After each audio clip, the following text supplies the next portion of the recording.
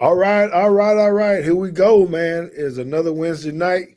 And so you know what time it is, man. It's Teague's Take Time. Special edition. I'm gonna say special because typically we're having a whole lot of heavy Alabama talk, and we're gonna talk a little bit about that playoffs and things of that nature. But this is about the SEC preview.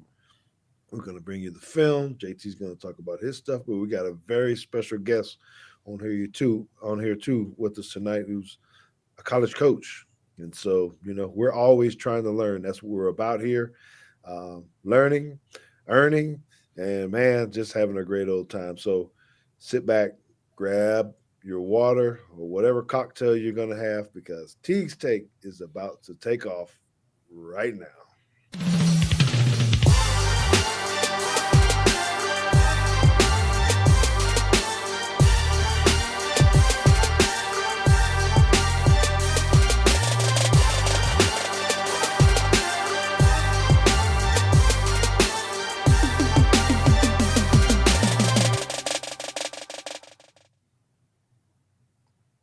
Oh, Yes, what do sir. you have a run out or no?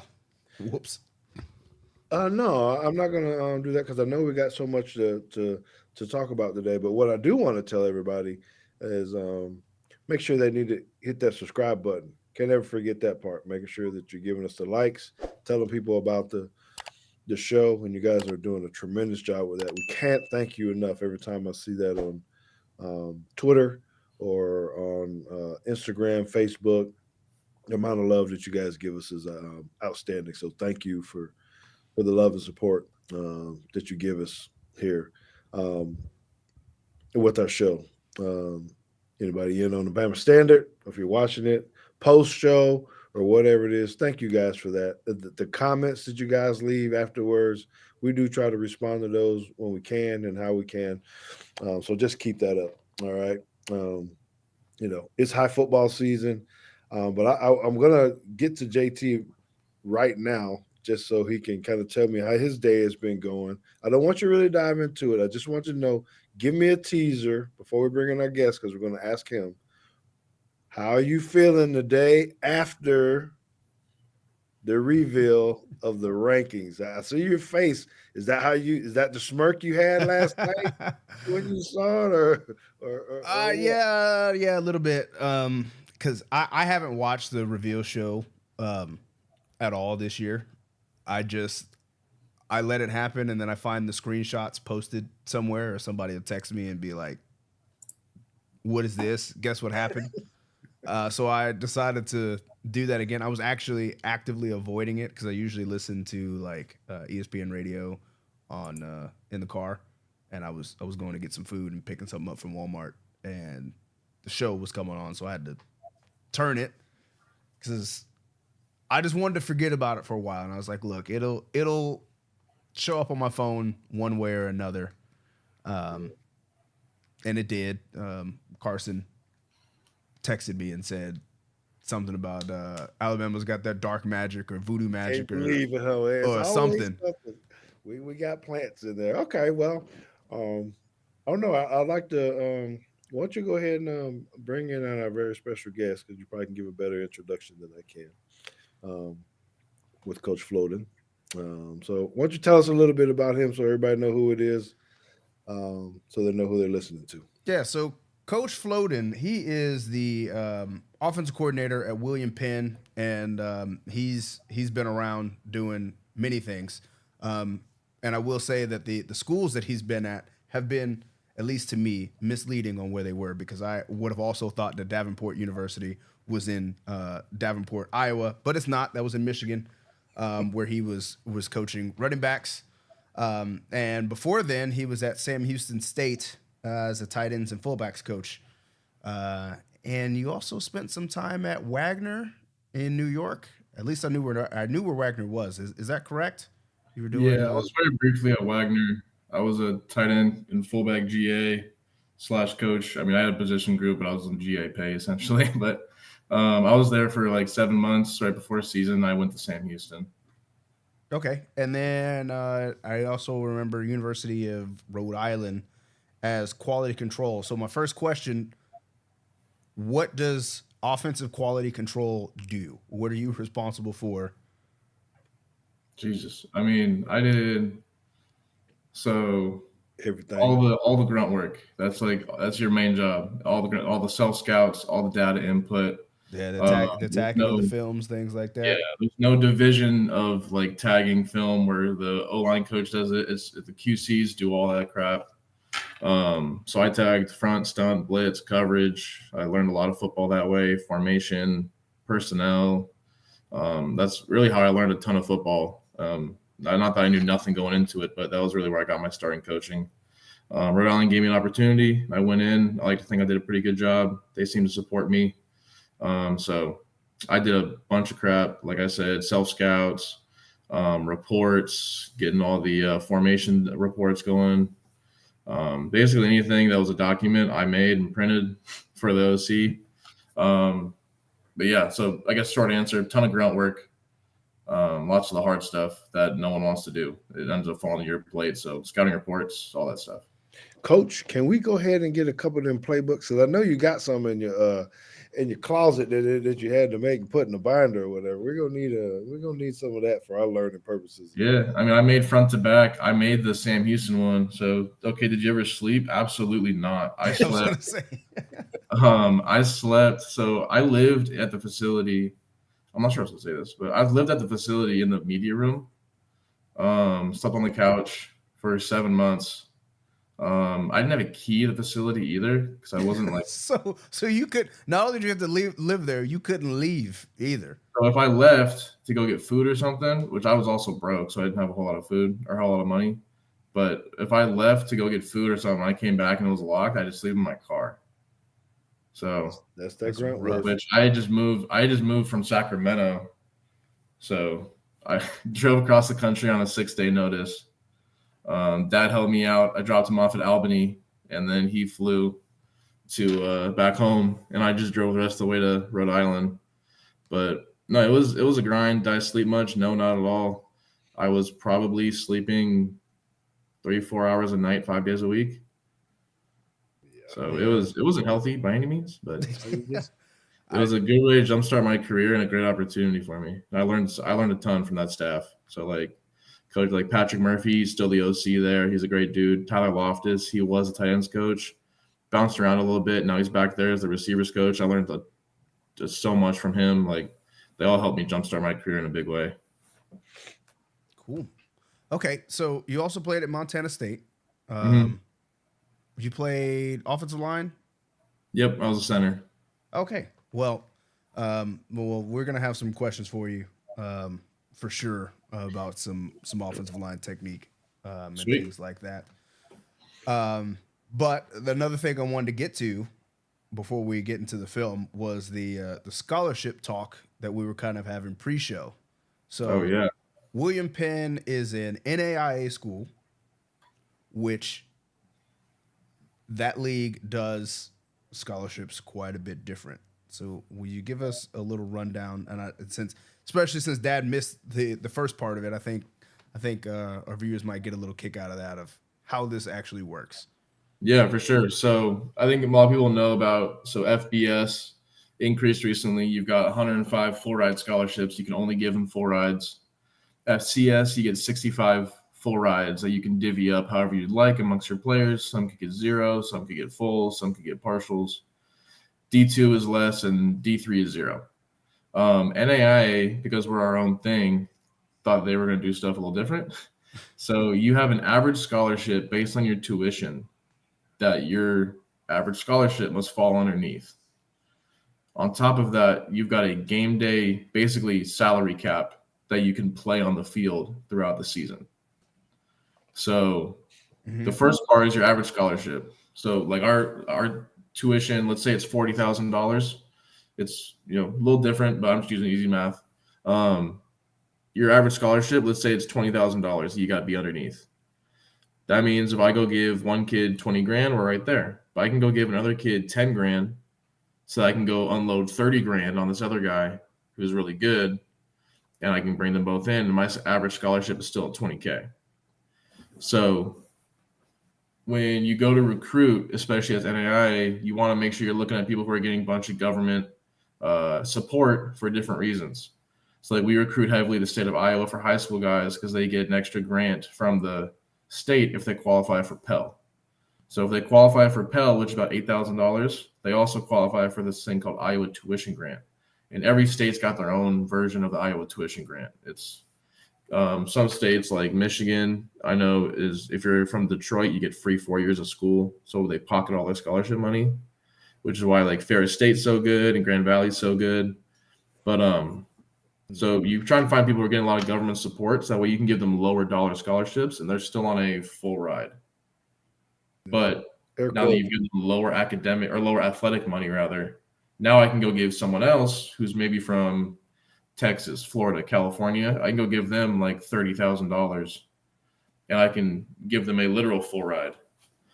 So you have to be an accountant. Yes, you got to be an accountant to also do this. No, so you got to be good with numbers. So then the second part is the game day cap.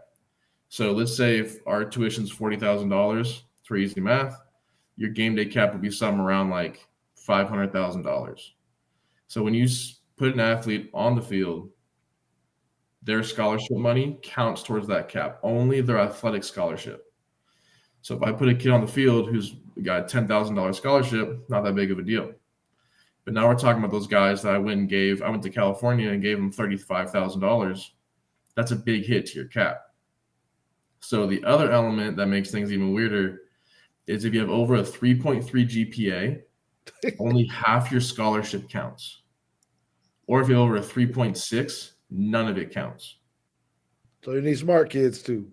Right. So exactly. So like Grandview is the number 2 ranked team in the country, I think right now, maybe number 3. They're still playing ball, but they've got a bunch of really smart dudes who have over 3.6 GPAs, and they just unload the house, give them a bunch of money, and none of it counts towards their game day. And then they go get a bunch of local Iowa kids who get ITG, and then they give them lower dollar scholarships to keep their average down. So like we were traveling about 65, 70 players this year because of the way our scholarships were with the grade average of our team, really. But our second and third highest scholarship guys were our 2 tackles on offense. And one had a 3.4, so only essentially 10,000 of his counted. The other guy had a 3.65, so $0 of his counted. He didn't count against us at all. Dude, who does this roster management though? That's too much work, man. You're the coach. Who's sitting here watching the dollars and the money too? Like, hey, coach, you can't take him now. Golly. So that's what we're looking at right now. We're out in California recruiting, like all of our full-time guys are here in California. And it's like you go to these JUCO coaches, you're like, okay, like kind of weird, but how much money does his parents make? Is he technically homeless? Like, is he living in his car? Like, you're trying to find these dudes who have these adverse situations. Number one, because it's awesome to give them a great opportunity and go get a degree. But number two, because it helps out with the money side of things. Mm-hmm. So it's like, you go find a kid who's growing up with, driving a Bentley, like he's probably not going to be able to get a big scholarship offer from you because it's going to take a lot of money to get him to come to Iowa. But you got a kid who's getting full Pell Grant and they qualify as homeless and they do all these different things to get a bunch of government aid. Now I can again full ride him for like $20,000. Wow. Yeah. So there's a lot of moving parts to it where you'll find some kids who are just so good. You're like, yeah, screw it. Let's give him $38,000. Like, doesn't matter. He's just that good. And we'll go find a bunch of kids with lower scholarships to balance it out.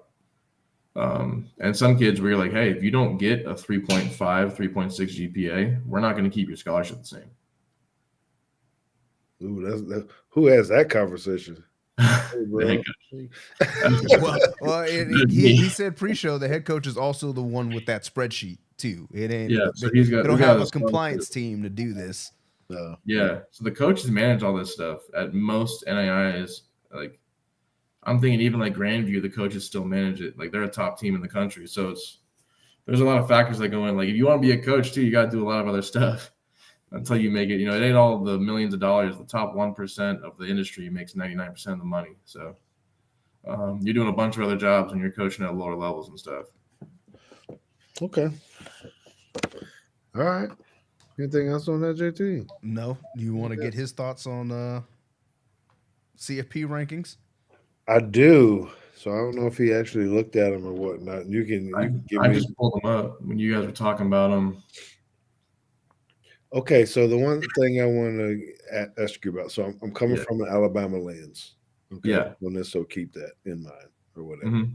So Alabama comes in at 11, and Mm-hmm. apparently the committee, I didn't hear it or whatever, was saying, but basically, if you didn't play or if you don't play in this championship round, that you basically don't get hindered for that. You know what I mean? So Bama's not Yep. playing, Miami's not going to play. And Well, basically, hold on. No, we gotta. We have to clean that up a little bit. They said relative to other teams not playing. Well, I would see where it's relative to teams that are playing. Like, who's a good example in here? Like SMU's at 8 right now. that's right. And that was the Mhm. one I was going to go to this Clemson. So let's talk about how does this affect on because the conversation is well, if SMU wins, they stay where they're at, Easy. Yeah. or whatever, and or not where they're at. I guess they ended up getting a bye or something. I don't Yeah. know. But Clemson is out, so it's the other way around. If Clemson beats them, Do they make it? They will. They get they the will automatic make it. bid. The question is, No, I'm saying SMU. Oh, Will SMU? Yes, will they make it? Do they fall below? Right. So that's where like I see the argument of it's detrimental to play in the championship Mhm. game Yes. because if SMU were ranked right here and they wouldn't be ranked here if they weren't this record. But if they were to somehow not have made the game for the championship, they'd be in no matter what. But because they're in the championship game, should they lose, there's a chance they're not going to make it. Whereas Alabama seated at 11 and not in the championship game, like there's gonna be some broken hearts. There ain't no way around it. Mhm. Yeah. So and I don't know. I'm not sure how I necessarily feel about that, honestly. Even as a Bama fan, you go, well, are they really better than Alabama? It's the conversation JT and I had on Monday night, I think, is um, We were talking about Miami, who's the best? What are you trying to find the best or most deserving. the best I or the think it most comes down to deserving? what you think the playoffs are really for. Like if you believe that the playoffs are really defined the best team in the nation, then yeah, you should take Bama over SMU. Because if you put them toe to toe, just the way that it shake out, I'm putting the house on Bama. But if it's about accolades, like if earning a spot in the college football playoffs is about the accolade of earning that spot, now you got a discussion of who you bring in. Mm. You know what I'm saying? Like there's some people who like UCF in what year was that? 2017, 18 or 17. something? Yeah.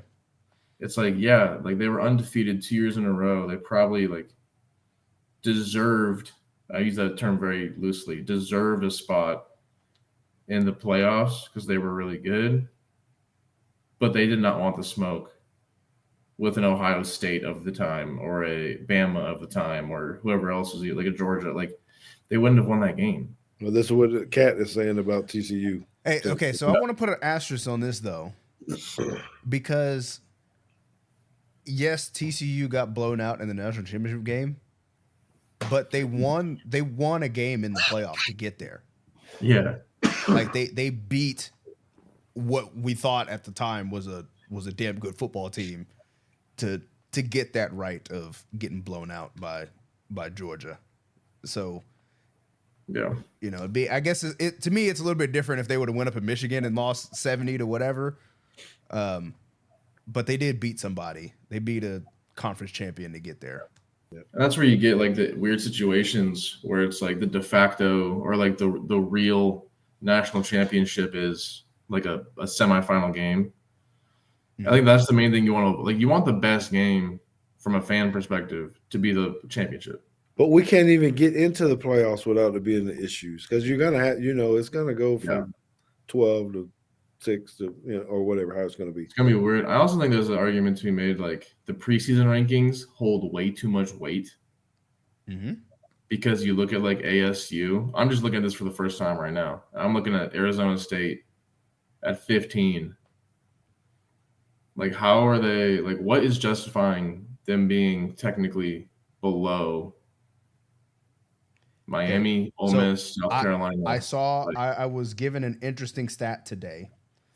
Um, because there's two guys that I talked to that I think are both Arizona State grads, and they were both kind of shocked that like, man, we're actually talking about Arizona State actually making a playoff. Who would have thought that this was going on?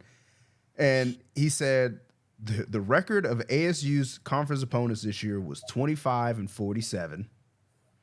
They mm, didn't play Iowa State, Colorado, TCU, or Baylor, and those schools have a combined conference record of 26-10. In the end, they largely benefited from a very favorable schedule, and that was the ASU alum. yeah. Um, so he's kind of like, hey, I don't even know how they're even ranked this high to begin with because they didn't play anybody. They're really not that good. Well, they're about to be in the daggone playoffs, though. Yeah, that's They what beat Iowa State. just win the conference. At this point, just win the conference. You win the conference game, you're in. And Well, to that point, you've got a team that's not looking like they're going to make it, barely, who has to be in because of the structure of it. And that throws a big wrench in shit. Like, Well, so because the what do at you large think ones here? are really going to get screwed. Someone's going to get screwed so bad. Okay, so what's your bet then here? We're talking about SMU Clemson, but I want to bring in another one. I don't because he has a Heisman hopefuls, right? Boise State, who's at 10, 11-1. It's Mm. going to play UNLV, 10-2. I I don't know that they can actually beat him or not, but you're always thinking of championship weekends and stuff. You could have some games in here that really shake this whole landscape up after you Don't know. doubt Brandon Marion. He'll go to town. Like, the OC for UNLV, UNLV he's good. with his go He's go good. offense, yeah. Yeah. Well, I he's the mean, one. there's some things I disagree with in that offense, but it puts up points. You can't deny that. By the way, he's the one who recruited Dexter, or oh shoot, the running back we had here, Donovan Lester. Oh, yeah, William and Mary, right? And then he went over to UNLV. Yeah, yeah. Yep, Well, yep. he went from William and Mary to Pitt to Texas to UNLV. He was at William and Mary like 5 years ago or something. Yeah, Right. Yeah, we had a player that went to UNL or went to William Mary with him and then ended at UNLV with Oh, him. nice. That's cool. yeah, it's cool. He's It's really crazy how good. those pathways can change now. Huh? It's crazy how those pathways can change now because it used to Yeah. be like I played for 4 different offensive coordinators in 4 years. Like I didn't have, there wasn't an option as much like to go like leave. Would you have transferred? No, Yeah. Okay. Yeah. same head coach. Yeah. Okay. Well, So I wouldn't have anyway, went to Eastern Michigan, but that's because it's Eastern Michigan. I would have rather stayed in Des Moines, to be what honest. difference does it make? It's cold and nasty in Well, that's both what I'm places. saying. I was like, yeah, Coach Creighton went to Eastern Michigan, but like I didn't want to go there. You just like the blue track y'all had. That's why you understand. The relays were the best. Yeah. Yeah. Although we would have had a trip to the Bahamas Bowl, so maybe I don't know. Okay. Well, there we have it. We just talk about this very briefly. There's a lot of haters out there. I don't know which way the right way. People ask, would I have been mad? I wouldn't have been mad if they wasn't in the top 12. Alabama, I'm talking about. We kind of talked about, do they deserve it? Where should it really be? But my whole point, and I'm just saying to everybody now because they think that someone is out to help Alabama. And I was like, well, that committee, I think there's a committee of 13. My smart ass comment, Coach Flo, was I didn't realize that we had planted this many Alabama fans on the committee. But now that I know they're in there, great job by us. Because if we get in, whatever, we get in. So, okay. Well, You do have a question from Linda Derry. okay. She says she has a question for you. A guy hating on Bama said to me that Bama's been paying players. In fact, paid you and Sean Alexander. I told him I was going to ask you. Well, sure. You need to ask him what happened to the money because I don't know if he took the bag or whatever it is, but I didn't get none of it. So, so I'd like to know who that guy was who's supposed to be giving to me because I could have used some of it. I know how I had to live and what I had to do. I hadn't even talked to JT much about this, right? So, we weren't fortunate like that. I wasn't dog poor. My parents were, able, but I probably wouldn't have been in Alabama without a scholarship, or I would have been paying for my own way there. Um, but I got $50 every 2 weeks. The money is different now on how much they get. About 6 grand a month, I think, that athletes get, and I got 800. yeah. So you got more than me. I I got got like none. I got $100 a month. So we had to eat, take your girlfriend out on that. So yeah, when you're saying should we have gotten paid, should I have got some of that bag? I would have needed some. I was fortunate enough that my dad did say, "Hey, since I'm not paying for your school, I will give you $300 a month." So I had $350 a month to do whatever I needed to do. Maybe it seems like a lot, but the $300 goes kind of fast with the amount of wings that I would eat and alcohol that I would drink. It didn't, and the gas that I had to that he didn't pay for my gas and all that other kind of stuff. So then you were just trying to scrounge up a car or something of that nature, right? And so he bought me a used Mustang. I just wanted a Mustang, and he bought me a old used little raggedy Mustang. Of course, I couldn't do the right thing and not buy the big speakers that I needed to put in my Mustang. So I spent some of my money on the loud music because I needed to be cool. So I was a broke student as well. So all I'm saying is I don't know what this dude's talking about. It ain't true. I can't speak on the behalf of Sean Alexander, but I would imagine that's not the same. Did some people have some things? You remember Gene Jelks? I don't know if y'all ever heard that story in the Auburn deal, or Antonio Langham for that reason, and all this other kind of stuff. Some guys might have got some stuff, but this guy here um, did not. So whatever. Well, Hopefully I answered that well enough. there you go. Um, and the last thing I wanted to add about the playoffs, there is a website still out there that does the BCS rankings. The BCS rankings that would be today would be Oregon number 1, Texas 2, Notre Dame 3, Penn State 4, then Georgia, Ohio State, SMU at 7, Tennessee at 8, Indiana at 9, Boise State at 10, 11, Alabama, 12, South Carolina. That would be your field if So we went back to the BCS rankings. it says Miami still wouldn't make it. Right. Miami would be at 13, followed by Arizona State, Ole Miss, and Iowa State. So, yeah, people would still be upset if we were using the BCS. I just got an old text from someone that's Miami fans again about the who has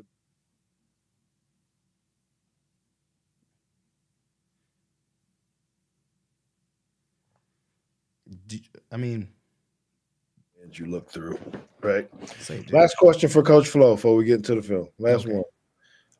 Do we go to 16-team playoff next year? Or is it going to stay at 12? And now that there's so much more 13, 14, 15, 16, all think they deserve to be in NCAA or the playoff committee. Are we going to take it to 16 or we're going to keep it at 12 for a little while? What's gonna happen, or what do I think should happen? What do you think is going to happen? I have no idea. I haven't been up to it. Like, I just think that no matter what the number is, there's always been people who are gonna be upset.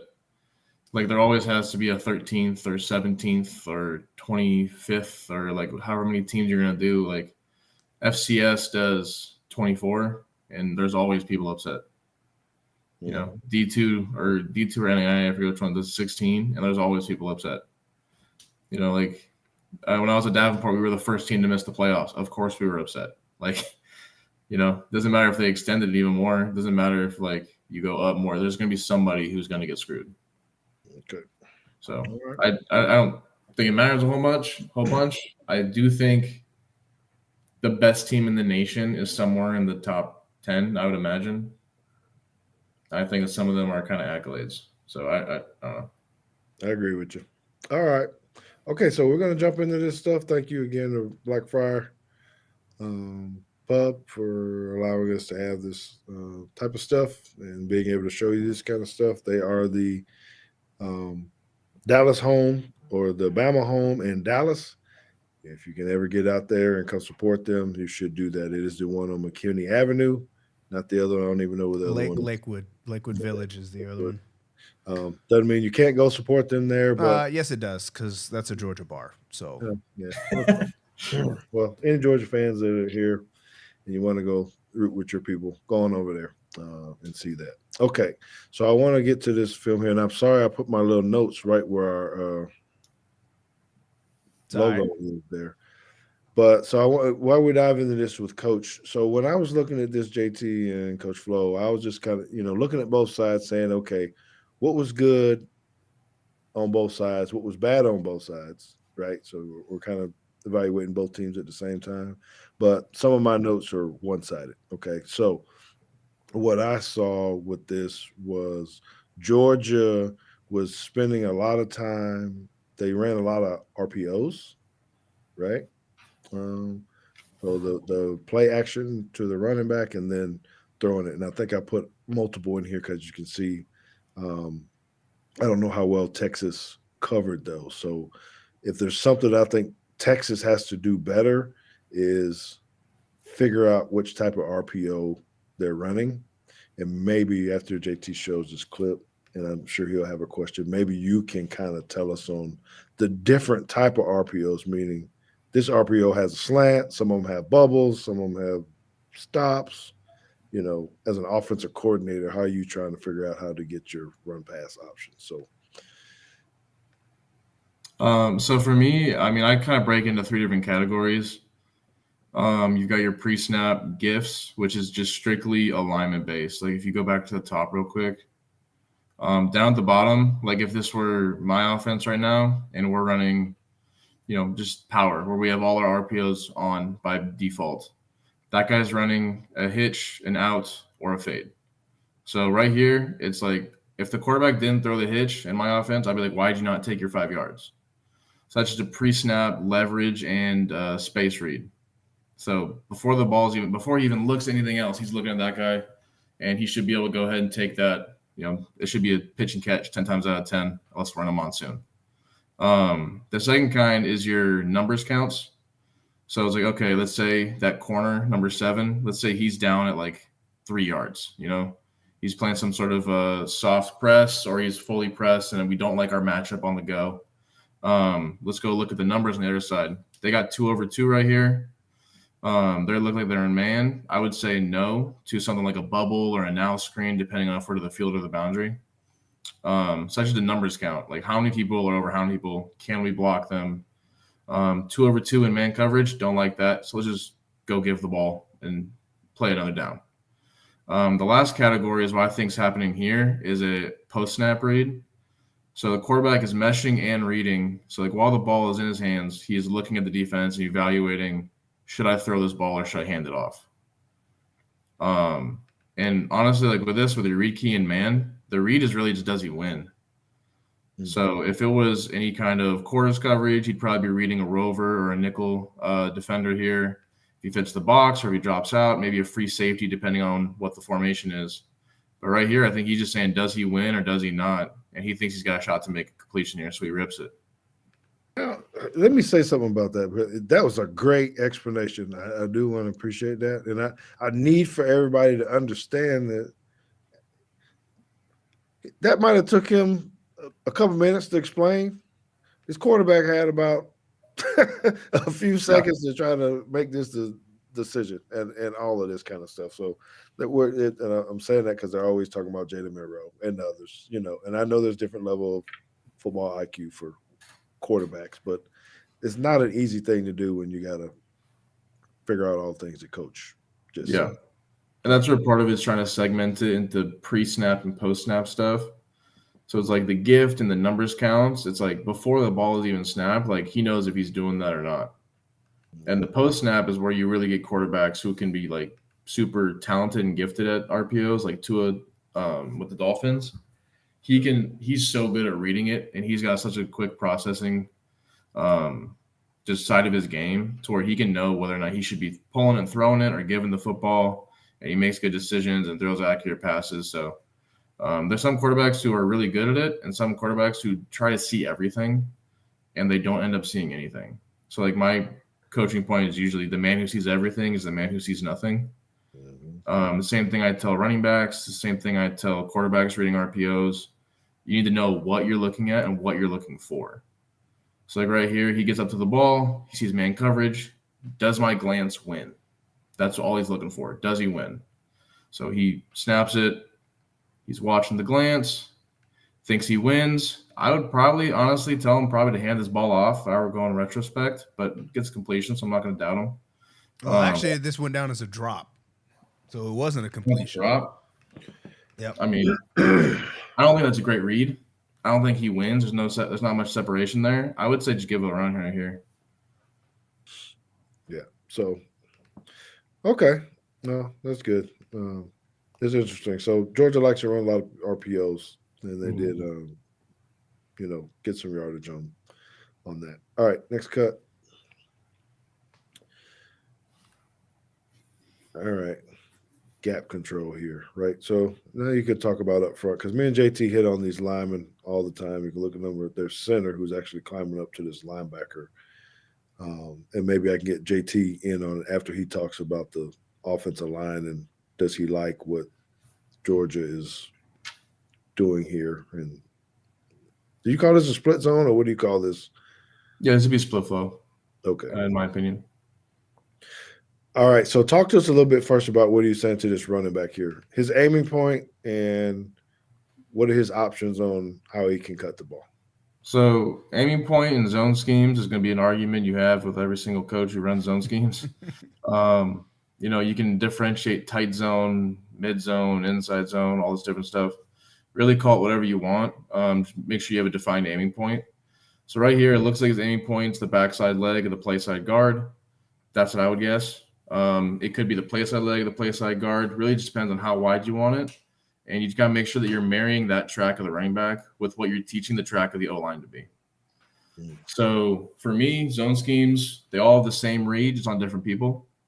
So right here, inside zone, his first read would be the first down lineman to the play side. So it'd be that guy right over 53. His second read, I always teach a 1-2 go read. So you're reading one guy, two guys. After that, go. So his second read is going to be opposite where that guy gets pushed. So if that guy gets pushed to the left here, his read goes one block to the right. If his guy gets this pushed, guy, which one? Whatever block happens next to the right. So as it develops, it's going to end up being that linebacker who's in like a 40 right here. He climbs to that play side backer. Here. As the play happens, that block and that read is going to change. So it's got to be a little bit dynamic. Got it. I see. There it is. There it is. Okay.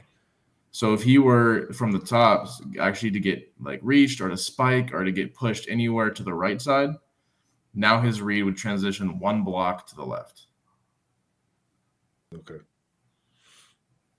So that's why zone schemes, in my opinion, they just take longer to work because your running back, he's trying to understand, where's my read going? Is it going in? Is it going out? Who am I looking at?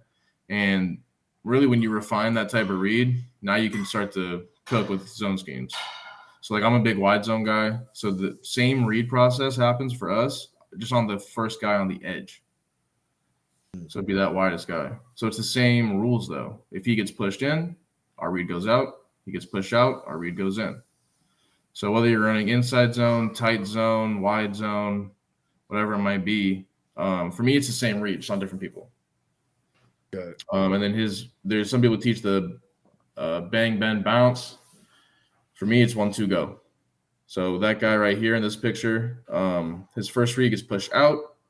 So his read goes one guy inside. That guy gets pushed really in, kind of squared up. Take off. Go. He gets skinny, JT. He gets skinny, man. Imagine that. He gets skinny. Look at that. Okay. Off to the races. Hey, I like that. I'm already thinking. I was like, you know what? I'm about to call our running backs coach and tell him to watch this clip or not this clip, you explaining this because I did play running back once upon a time, and this kind of came natural to me. Yeah.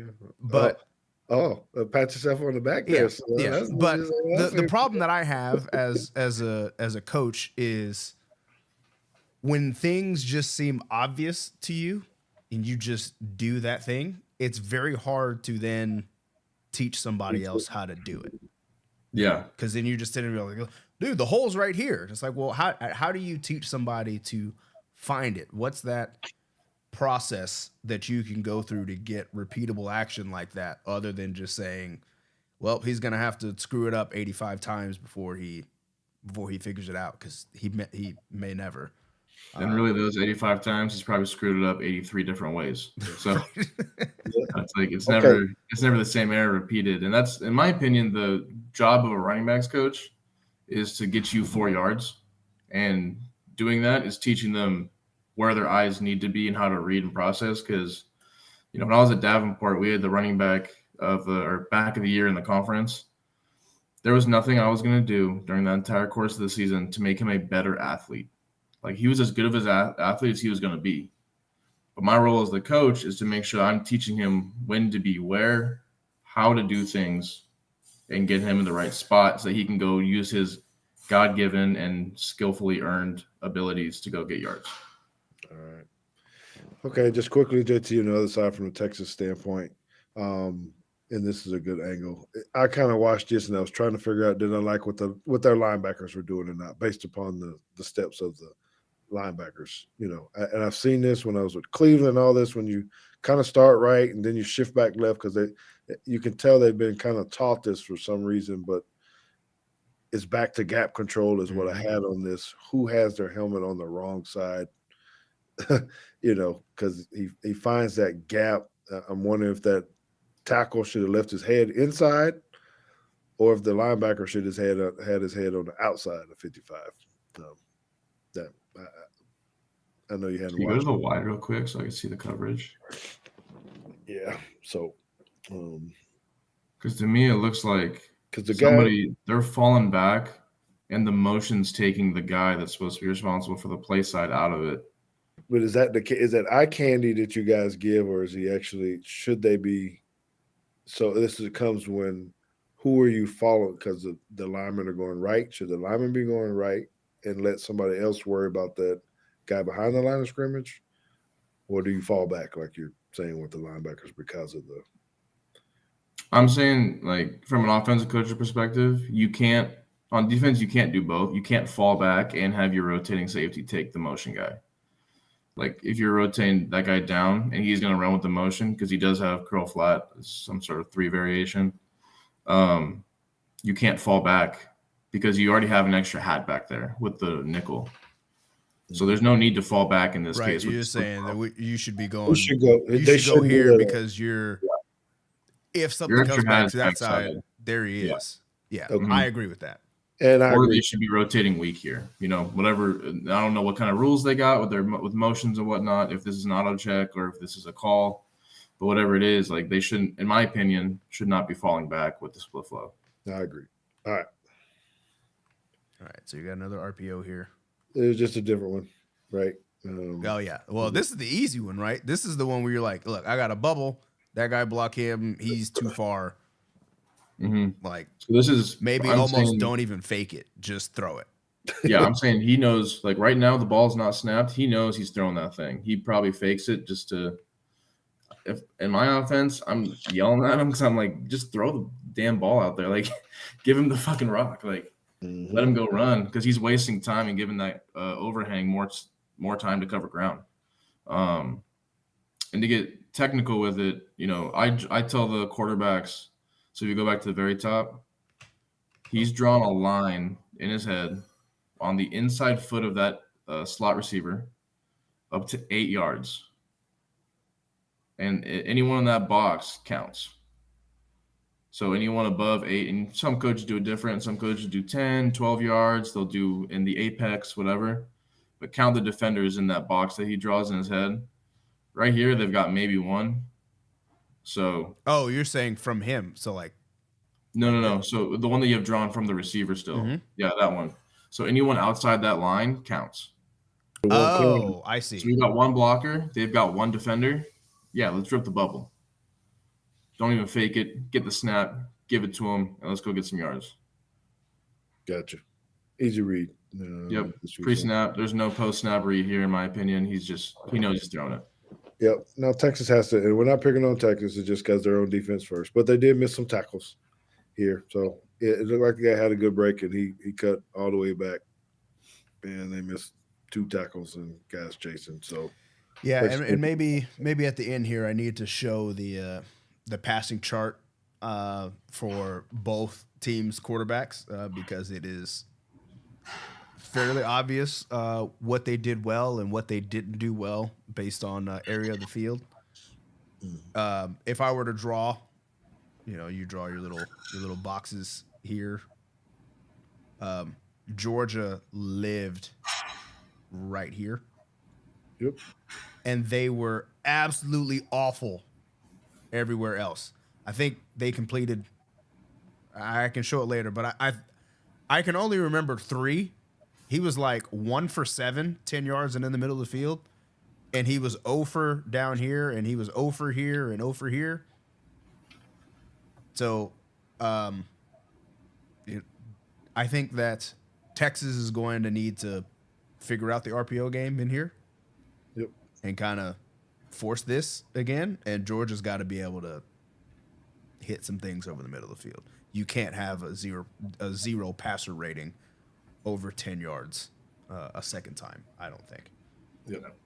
Perimeter tackling. Okay. And so I wanted to hear from Coach about this play design a little bit. It's really all about the top. You got the dive and the running back. So this is interesting because when I said go to play 52 after this, but it's basically the same action. So I thought this was good. The only thing I really saw is again what Coach was talking about as far as the angles of the running back, gap control, because Georgia was able to run the ball on them as well. Ooh, look at this double team down here, JT. So, Coach Flo, I'm a defensive back, but I love watching the guys up front. Yeah, hopefully you appreciate that as a lineman. I just love when you see them big boys get all up with each other grill. Yeah, it's fun. I mean, so it hurts a little bit after it sometimes, but it's definitely fun to watch. So what I want you guys to remember is tight end block.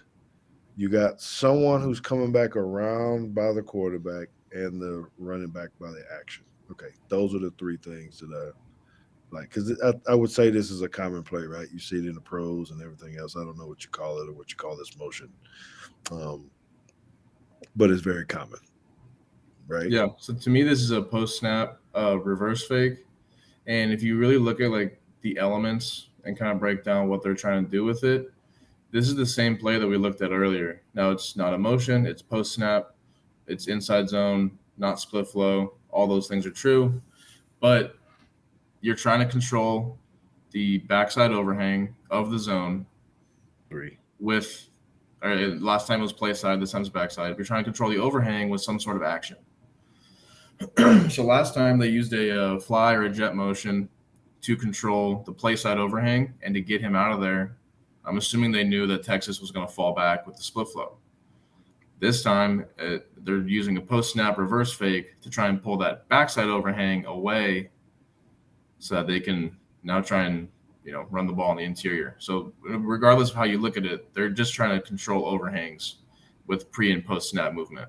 Man, don't you love this chess game, man? Y'all understand. When people try to make football too simple, man, it ain't simple, bro.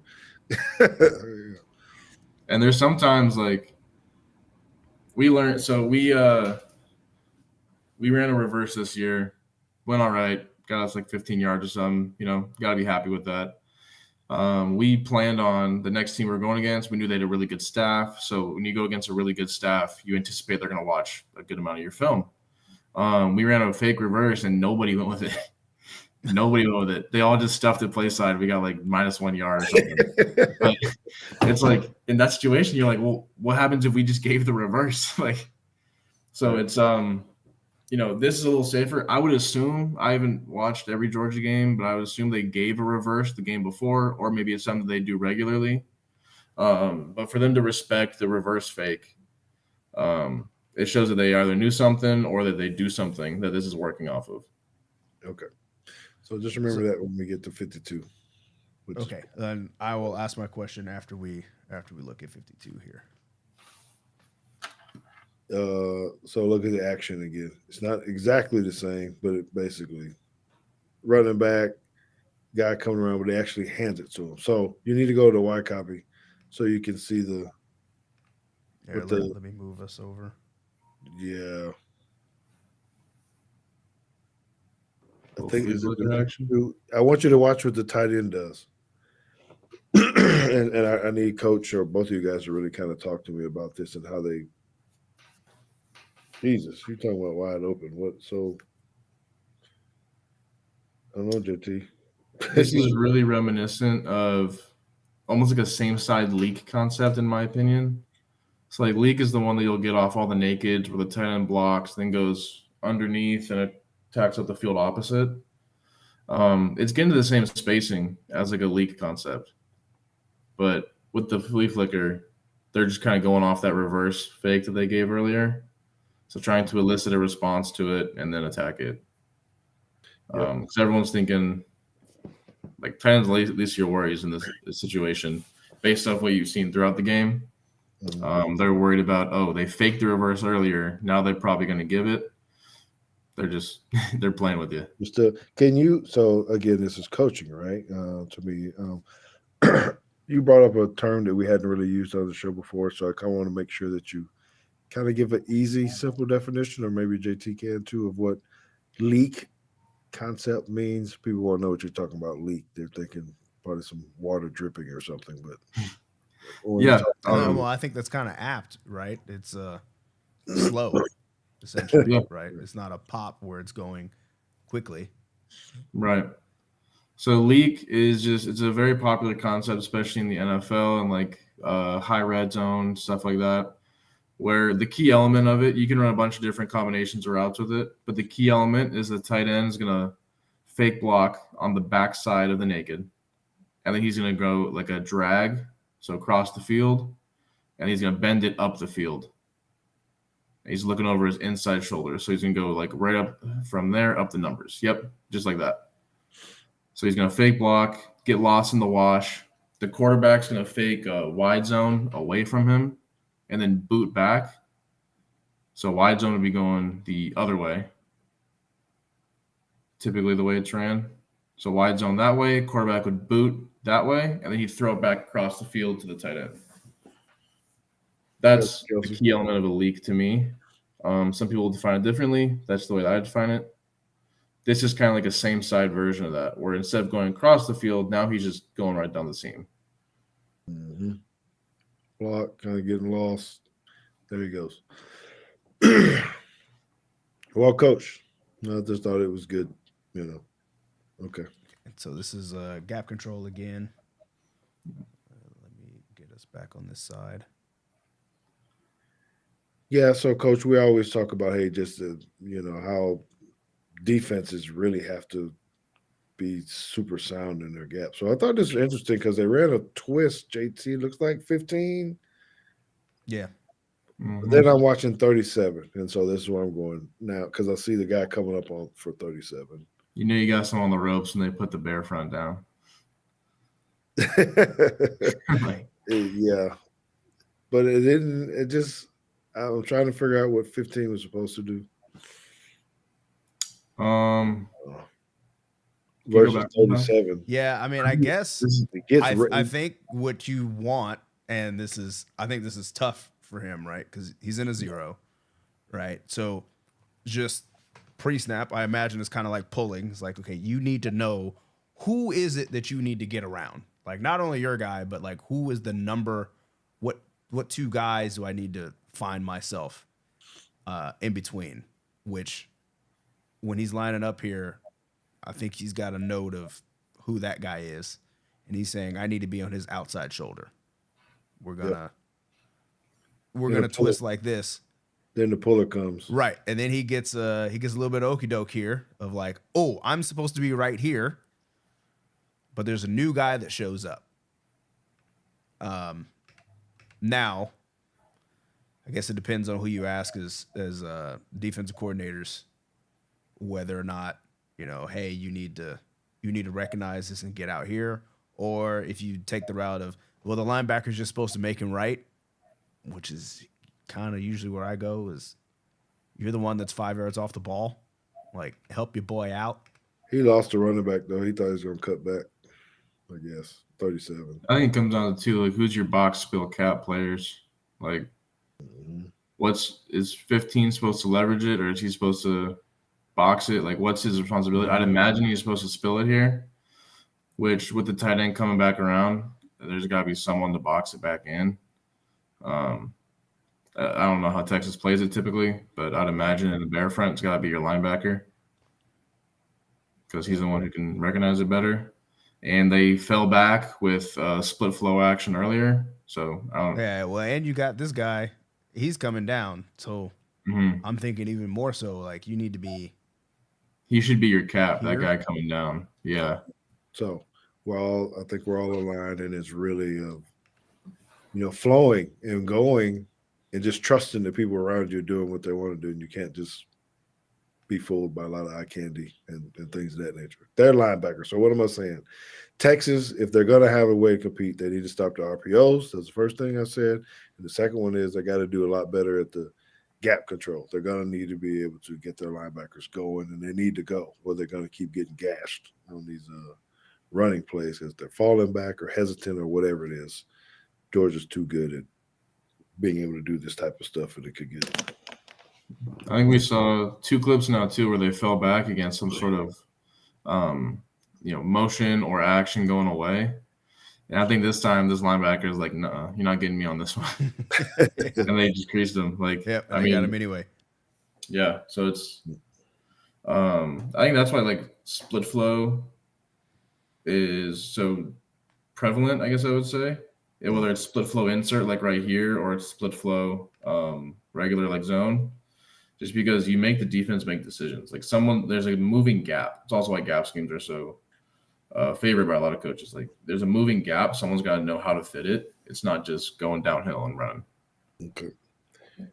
What do we got? One more play out of this group? No, we're done with this group. Okay. Then this is before you go before we flip over, we probably should take our. Oh, we should. Yeah. We've been going for an hour. 90-second break. To help pay some bills. So, as we said before, grab your beer, grab your bourbon, grab your water. We'll be right back. Oh, no.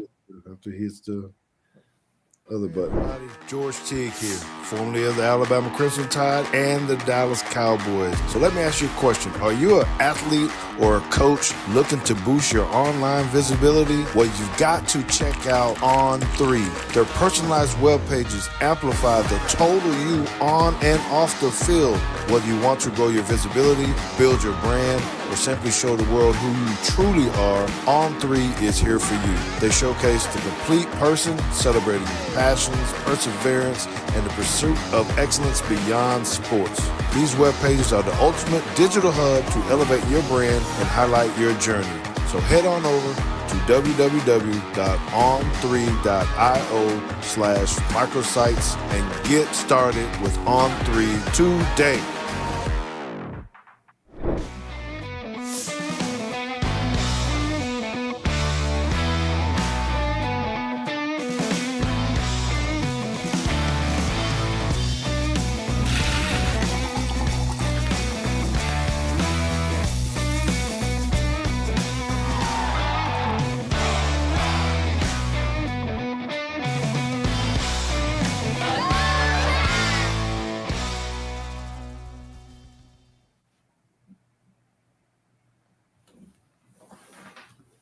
I think I'm supposed to do an ad read for John O. Yes, the Christmas party is coming up this weekend. Yes, and I gotta find it. Here we go. Titan, Texas is the North Texas chapter of the University of Alabama National Alumni Association. The mission of the chapter is to promote the university to prospective students in North Texas and raise money for the 10 endowed scholarships. The mission is accomplished through social, educational, and philanthropic events. I got it right this time. The next event is actually this Friday, 2 days. Friday, December 6th at the Tower Club in downtown Dallas. If you haven't gotten your tickets already, you can purchase those at tideinintexas.com and enjoy an open bar, appetizers, music, and breathtaking views of downtown Dallas from the 48th floor of Thanksgiving Tower. So make sure you go and see this man. And I know what he's saying. He writing the Roll Tide in there. But did y'all hear him say open bar? Come on, man. You need to get there. Yeah, you need to go support and have some fun and all this kind of stuff. But man, go out there and get you some food and drink, and have a good time. All right. What's up, Coach Smoke? Good seeing you, brother.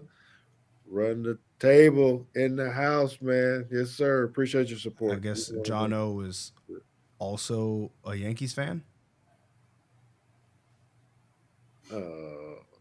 Can he be that and be his? Anyway, Who cares? John O is weird. So, okay, so let's get to so we're flipping sides this time. Texas now on offense and Georgia's on defense. What do we got? Like 5 plays, 6 plays, something like that? We got 9, but I think we have possibly a couple more. How many did you pick? Do you remember? I had 11 total, so I don't know how many we just watched or whatever. Okay, we watched 6, so that means the ones that I picked are already in here. Okay. Okay. So you want to look at the left side of the secondary here. I'm assuming the defense is left, correct? Yes. So one of the things that why I said this is not necessarily to watch the secondary. It was to give me a reminder that when you watch these plays and you watch their passing plays, for whatever reason, Texas was throwing the ball. Oh, it didn't matter where they were. They were picking on that side of the field. So I don't know if they found a corner or whoever said, we're going over here.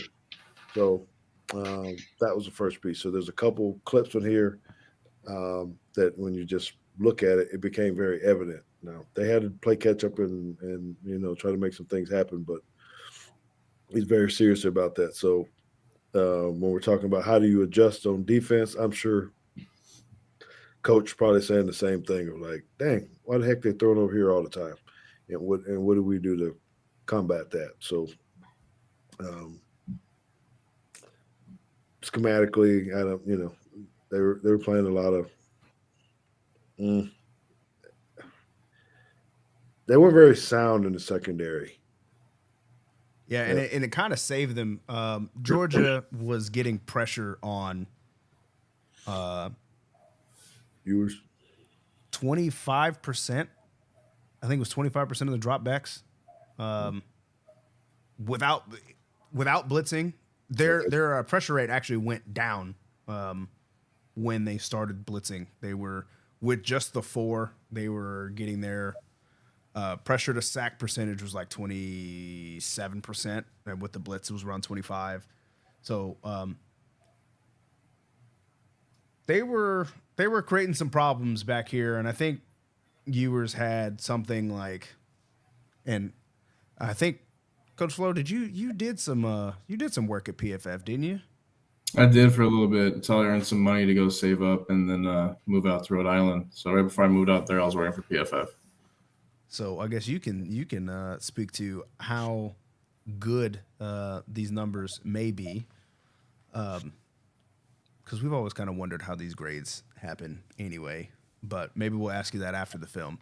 But Sweet. They had Ewers marked for 7 plays that were turnover worthy plays and 0 big time throws. So also doesn't seem like a recipe for winning a football game against Georgia. Or really anybody. No. Yeah, for anybody. One of the other stat that I'll get into that I'll probably talk about a little bit, or that I could just go ahead and say now, is that Texas didn't have any explosive plays out of the run game during this game, meaning 10 yards or more. I think I put the one 10-yard run on here that they had, but they didn't have any other ones that went for longer than 10 yards.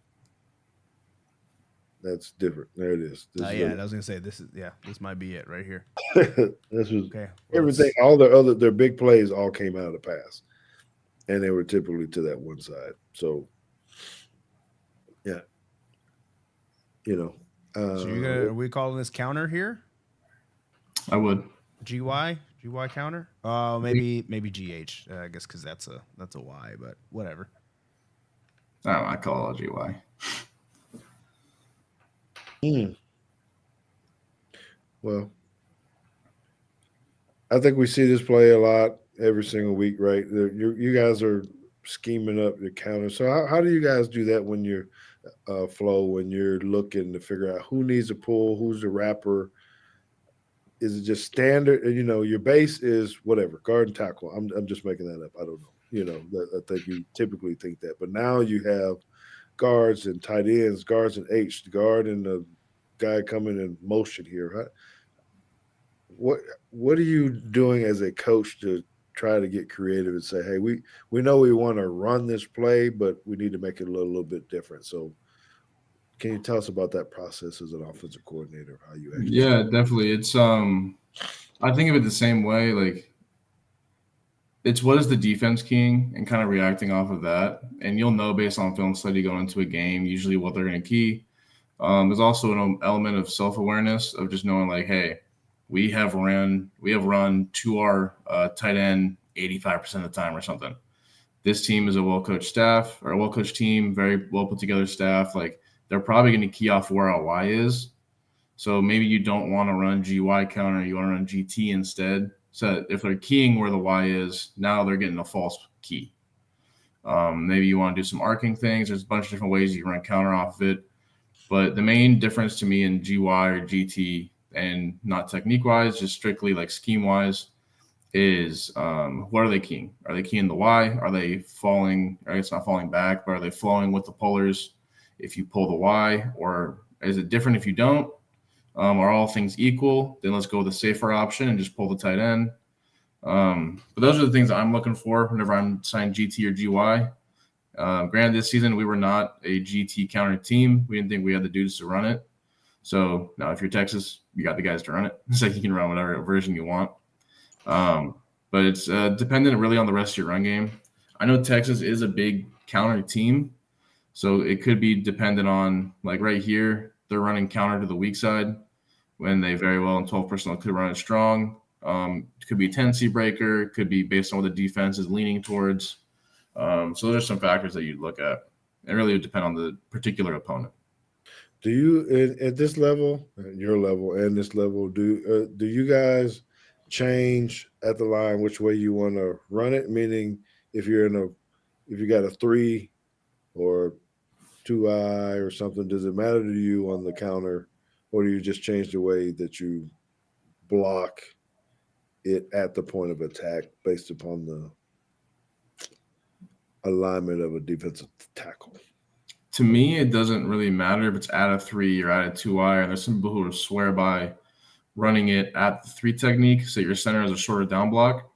And there's other people who are going to swear by pulling the center in a situation where it's a long down block. So it depends on the makeup of your offensive line. And then, you know, for someone like me who doesn't really care for running at a 2-eye or a 3 technique, you know, it's just going to be blocked differently. Last year, the way that we ran counter in our last game, it was just we called it, we ran it. It's a little bit harder to check with me just because you need 2 off the ball tight ends, or you need to check between GT and GY. So it's something where you'd have to motion, or there's an added element to where if you wanted to check it, the defense could also adjust. So if they're setting their 3 tech to the tight end, right, which is something that I would do, and you put the tight end over there, we're just going to move the 3 over there. Yeah, they're just going to bump the shades, and then you're in the same spot you started at. So Okay. there's a couple different factors there, but, you know, I know some people, like the Ravens, are huge on this. They'll pull their center if they're going to run it to a 2-eye. Set the down block doesn't have to go as far. The guard can just down block, and the center will pull the kick out. But it really depends. Like I said, it depends on the makeup of your offensive line and kind of what your stance is. Okay, thank you. All right. So we got a viewer question. First, I want to ask if you even agree with the premise, because there is the question inherently gives a statement of fact. So the question is, can you explain why both run game and play action aren't more effective out of pistol as opposed to shotgun handoffs? So my preface question is, do you agree that play action is more effective out of shotgun as opposed to pistol? I wholeheartedly disagree, actually. I was gonna. That's Um, why I asked, because that's how I but felt. but I would say there's an element too of like, how do you normally run the ball? So like you're inherently going to be more successful faking what you do. Mm-hmm. Like if you go pistol and you're 70% run action, you're probably not going to get a big fake or fit to the run action because they know that you're going to launch a shot off of it. If you're a team like we were, who was 45% pistol across the board, I think wide zone's a much better play with the running back in a home position, whether that be under center or from pistol. And that was our base run. It was 40% of our run game. Um, we're going to fake our run actions out of pistol. And I think that's more effective if you were to say a pistol team running run action from pistol versus a shotgun team running run action from shotgun. I would side with pistol because your back turns to the Yeah, defense. that's what I like. Is the quarterback has to turn his back, and that for some reason elicits a response usually from the linebackers of the quarterback's not looking, therefore it's not pass. Yeah, where'd the ball go? Right. Especially if they're good at hiding the ball. Mm-hmm. Yeah.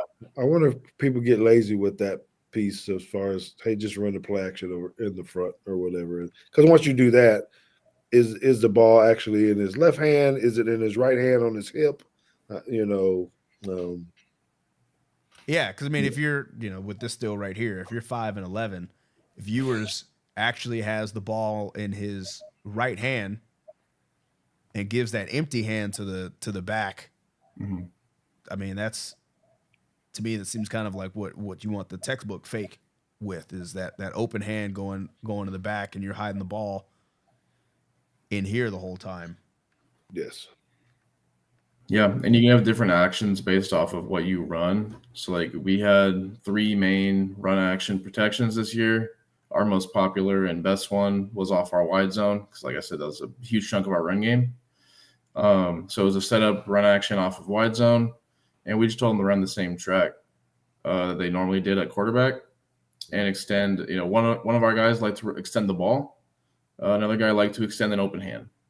I didn't really mind either way. I felt like they both got good reaction because the quarterback's back was turned and there was a lot of flow with the offensive line. Now, when you get to like interior runs, so like when we faked our tight zone or we faked our power, I always liked them to show the football because we didn't turn our backs on those meshes. Yeah. So just to present it in the belly and then pull it and take a Peyton drop. Manning was good with that. And JT, if you need to skip some of these just so the second time, some of yours you can, or if we can speed fast. I know we're being very heavy. And thank you, Ben, for your comment. We appreciate it. But No. so only thing I had here is the 4/3. What does that do? Because it's still found a way to get open here, and it's really not 4/3. With your corner, because they're all in man, but the corner is outside. Again, notice I said it was to the left, defensive left, still is. So it's the good old fashioned Texas route, huh? Yeah, good old box check on defense, in my opinion. So it's just first in, second in, first out, second out. How do you beat that on offense? You run 3 routes the same direction. Yeah. So, I mean, when you look at this and you wonder why they lost, we're only talking about this one thing, but it seems like Kirby and his staff, which you said, are very, very smart, and they coached up their team very well to put them in a position to hand Texas this type of defeat. Mm-hmm. That's my opinion, that this was a coaching thing, and maybe not necessarily a talent thing. All right.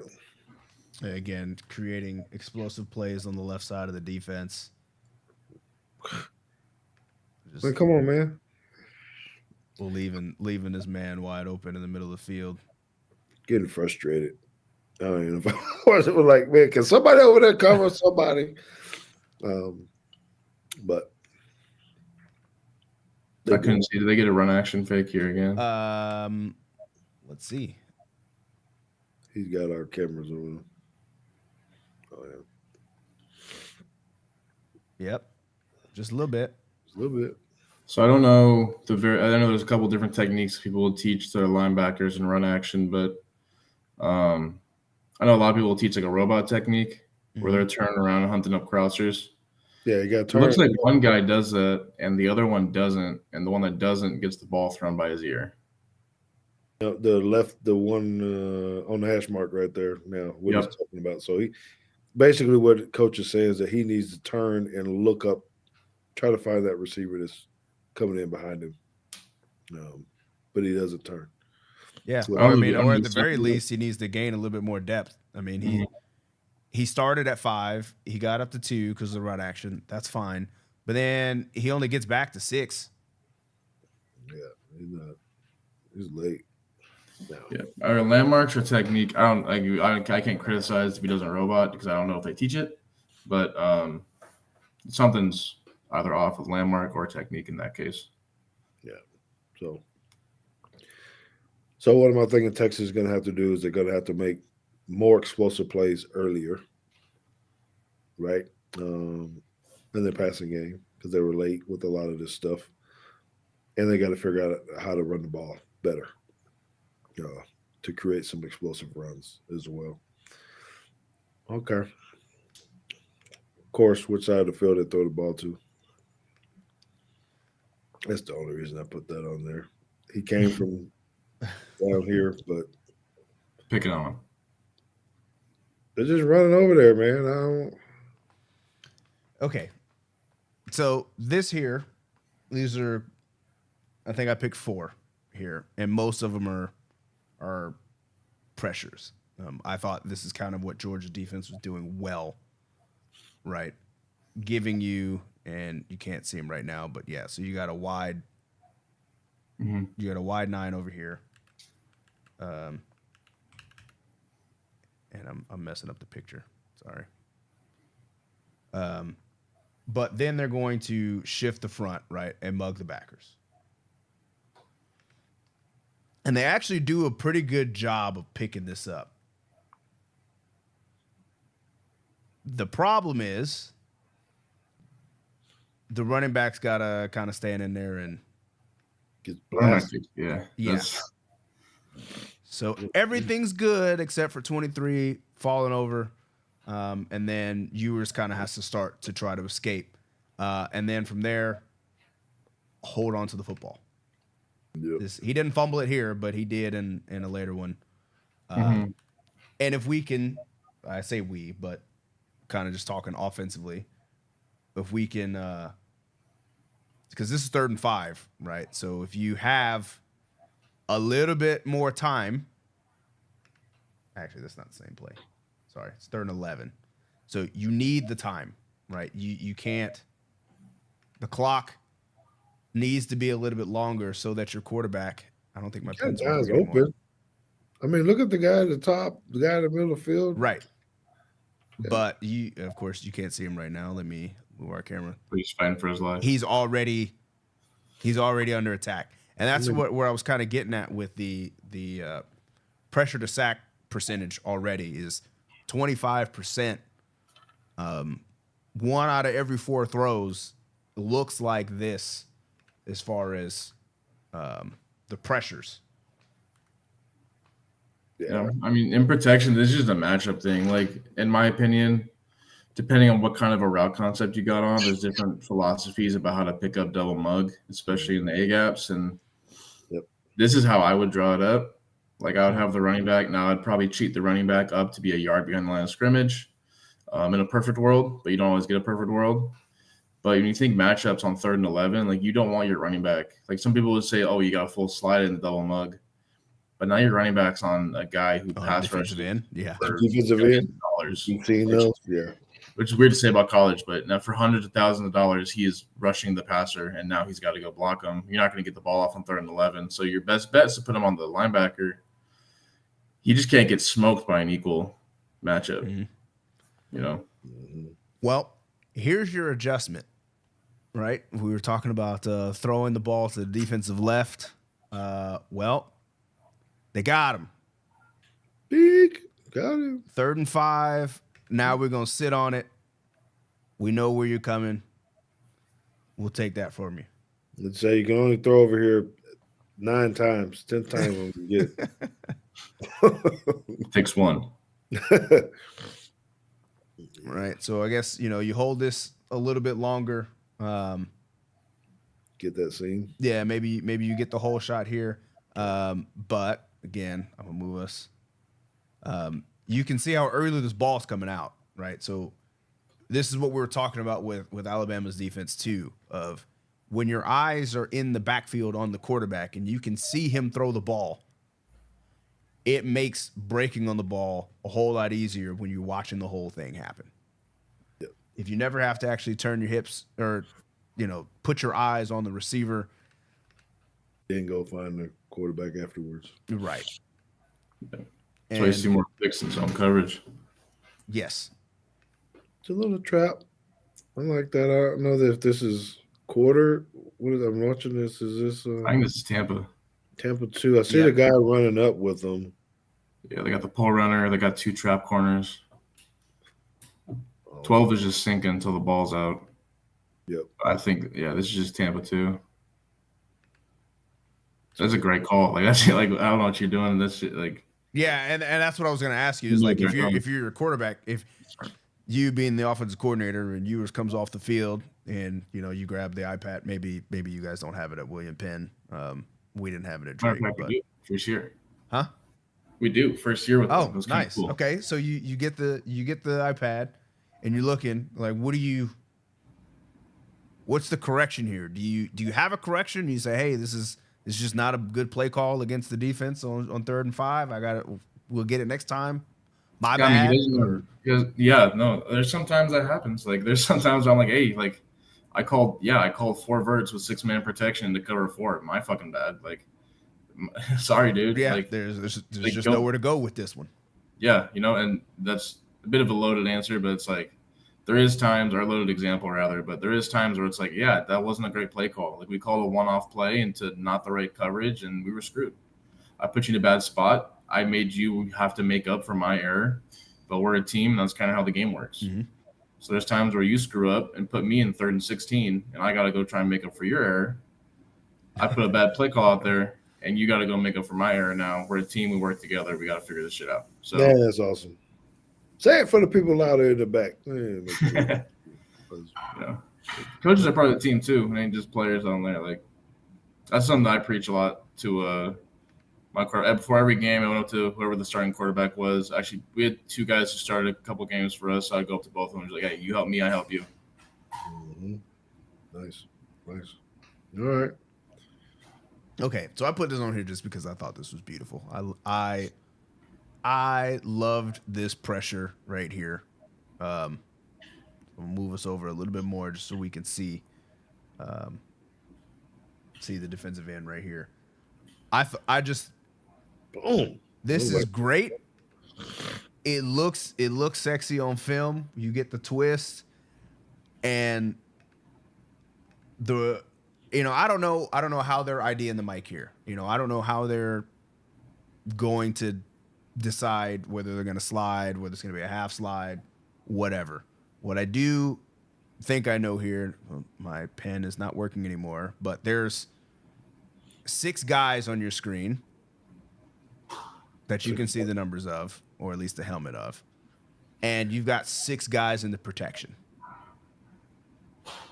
You think you're good. The problem is they sent the corner. Oh, got him. They only bring They only bring 5 here, right? Yeah, they end up They only bring dropping. 5. They end up dropping 2 out. They bring 5. Running back steps up. So let's go back here. So the running back steps up and takes the backer, number 5, I believe. Boom, and then Yeah. you get Sims are the dangerous, man. Like the there's so many. cross, and they pass them off. But There's yeah, so many offensive coaches who will look on a whiteboard.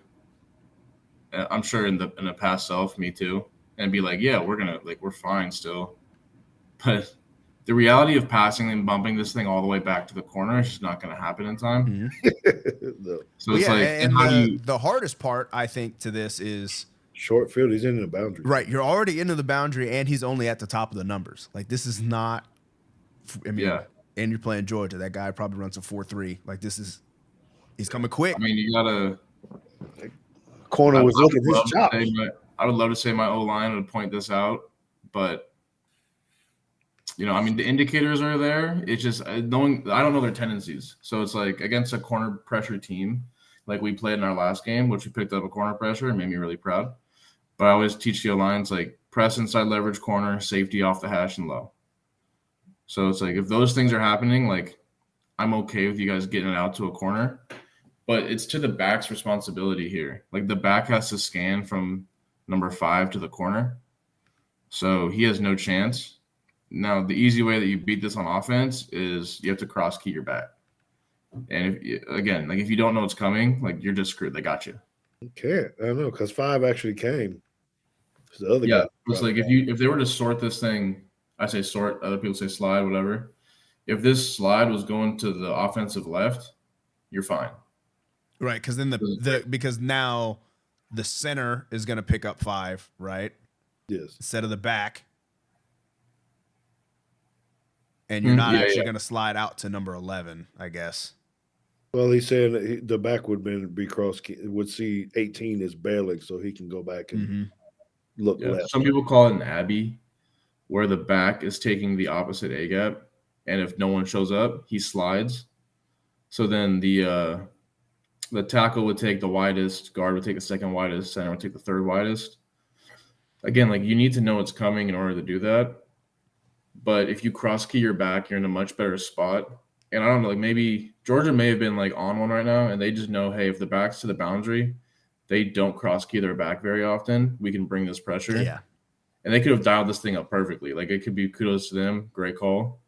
It could have been that they got lucky and caught them where the back was not cross keying. I don't know the answer to that one, but it could be a couple things. Like, that could have been just a great call, or it could have been I'm going with a great call. Yeah, I would say so. I mean, like the percentage of teams that cross key at a high rate is probably pretty low. Yep. All right. Texas gonna have some work to do, man. Trying to figure out how to beat these dudes. Yeah, I mean, if they can't get the run game going, like you said, if you're only going to be able to break 1 10-yard run, that's not going to be great. And then if you've got to throw passes like this, so this is actually Arch's in the game.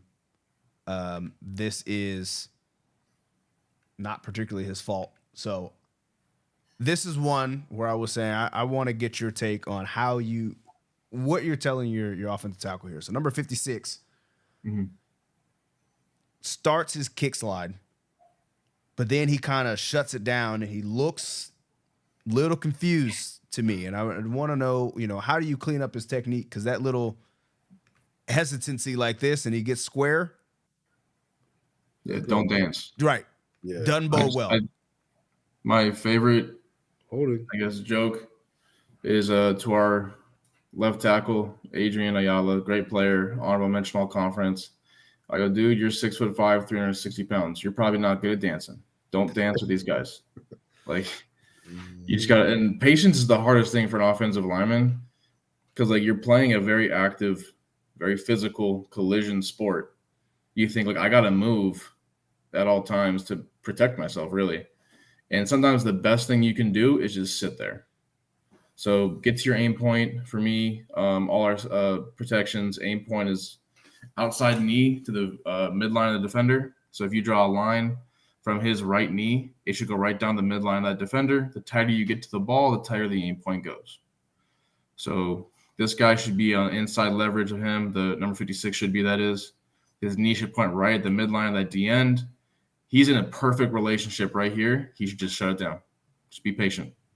Now, as he continues to rush up the field, now you keep gaining depth. But, My pin's right here, it's there like, you go. Yeah, like he's in a great spot right here. He's in a perfect spot. I would like to see that right hip a little more square. But like right there, if you draw that line again, he's outside. Like he's trying to change it. That's for the people that we're talking about. What'd you say about those hips being square on kick slides? Oh Lord, how many times we talked about this? Yeah. We've been talking about how Alabama's tackles tend to face the sidelines on their kick slide. Drop the hip. O-linemen in general are not athletic enough to re-square their hip against a crossface. Yeah. But, I mean, yeah, he can't dance with that guy. He's got to trust his ability and trust his technique. He's at Texas. He's probably a great fucking player. But on this rep, he just dances with the guy and messes up. Well, it's also a very tough ask to look at a kid and say, like, hey, you know that 300-pound man moving at you full speed and you could kick my ass at any day of the week? Yeah, don't move. So it's like sometimes you got to realize what you're asking. Like, understand that it's hard, but you got to do it. Okay, so I got one more question for you. Before we let you go, at least you're on the West Coast, so it's only 7:45 for you. Yeah. And I'm determined to ask this to every offensive coordinator that we have on the show or O-line coach, and you happen to be both. Sweet. So help me out here.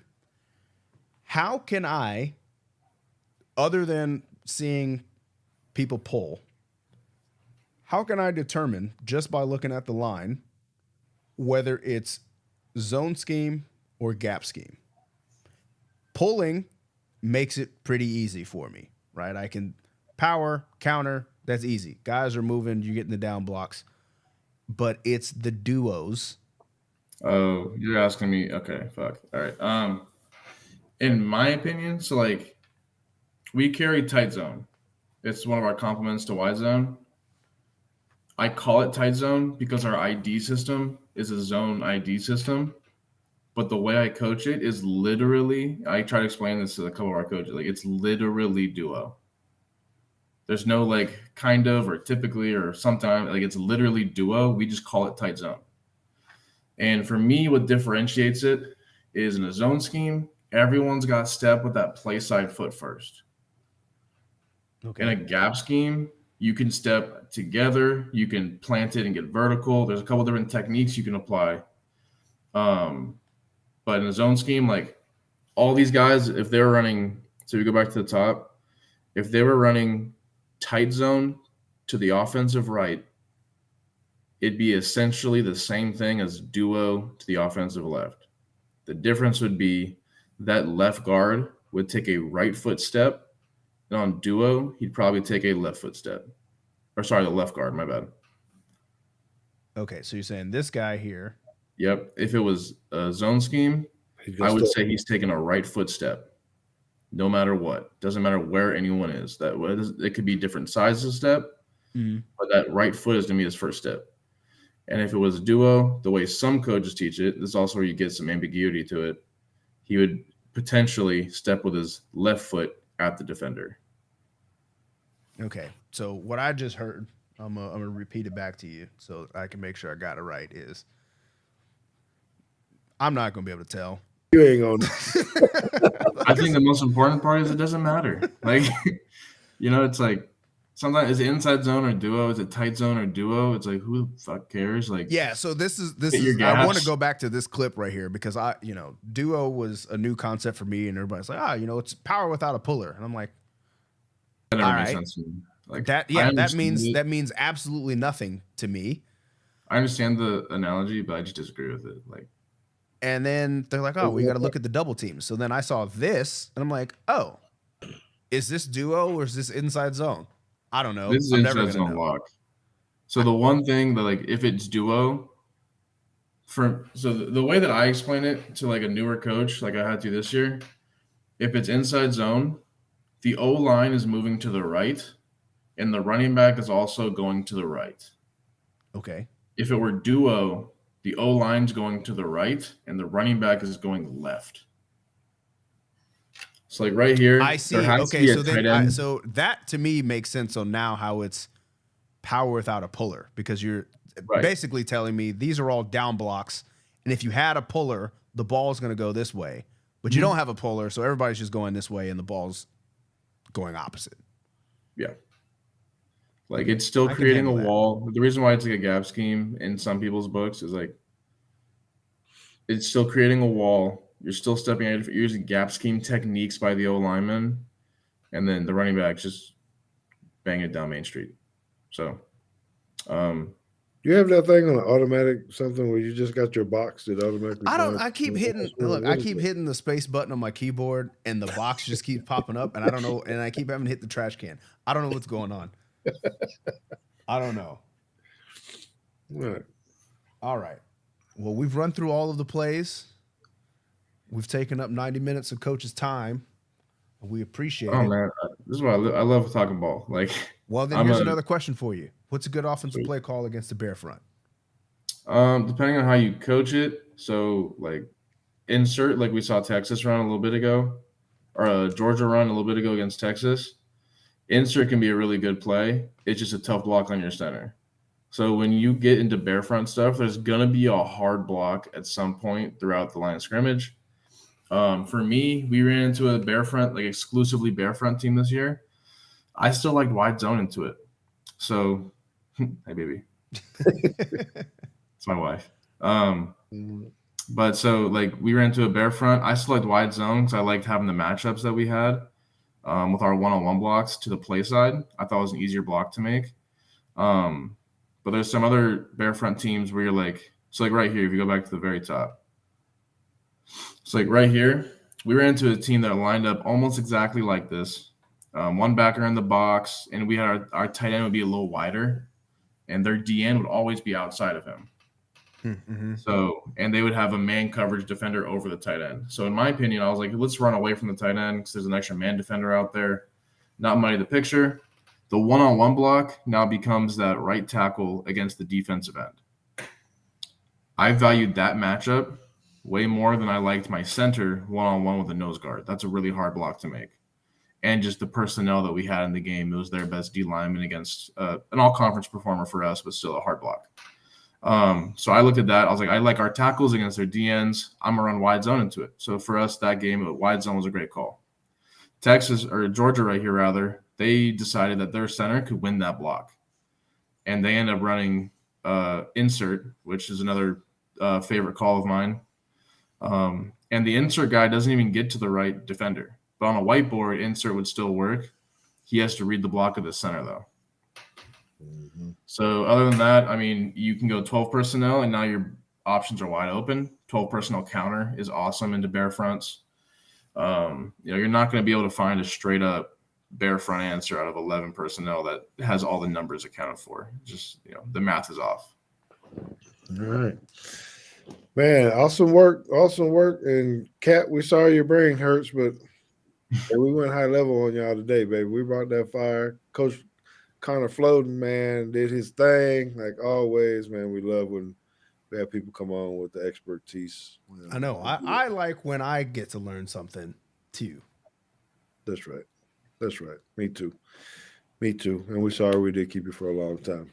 No, you're all good. I love talking football. Every year we do with our players, it's like, what's like your hobby? And my answer is always so boring. I'm just a fucking football nerd. Like I have tons of football film that I watch religiously. Like I watch like 4 or 5 different teams every week in season on top of my own film. It's like I love football. So I just like talking ball with people that enjoy talking ball. So I thank you guys for having me.